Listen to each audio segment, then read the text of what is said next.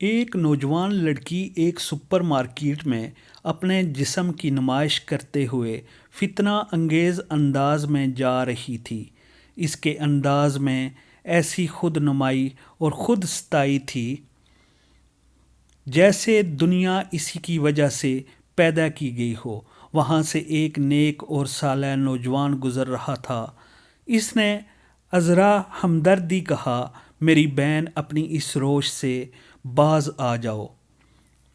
اگر اسی حالت میں ملک الموت تمہارے پاس آ پہنچا تو اللہ کو کیا جواب دو گی؟ اس کے جواب میں وہ مغرور لڑکی کہنے لگی، اگر تم میں جرأت ہے تو ابھی اپنا موبائل نکالو اور اپنے رب سے کال ملاؤ کہ وہ ملک الموت کو بھیجے۔ وہ نوجوان کہتا ہے، اس نے ایسی ہولناک بات کہی تھی کہ مجھے ڈر ہوا کہیں اس بازار کو ہی نہ ہم پہ الٹا دیا جائے۔ میں ڈرتا ہوا جلدی سے وہاں سے نکلا۔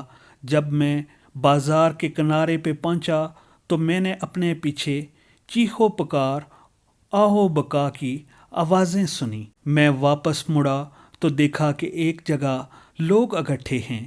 یہ وہی جگہ تھی جہاں میری اس لڑکی سے بات ہوئی تھی۔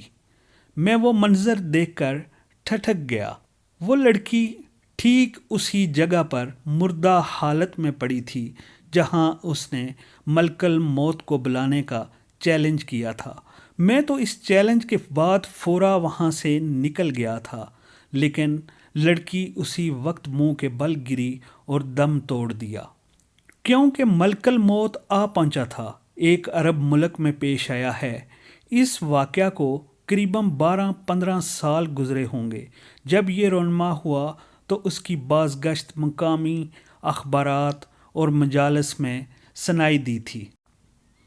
بعض اوقات انسان تکبر اور جوانی کے نشے میں یا دولت و اقتدار کے گھمنڈ میں بے حد غلط باتیں منہ سے نکال دیتا ہے۔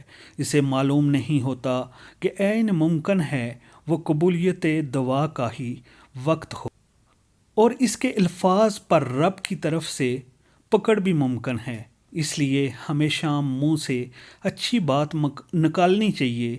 دعاؤں کی قبولیت کے سنہرے واقعات سے ماخوذ ہے یہ۔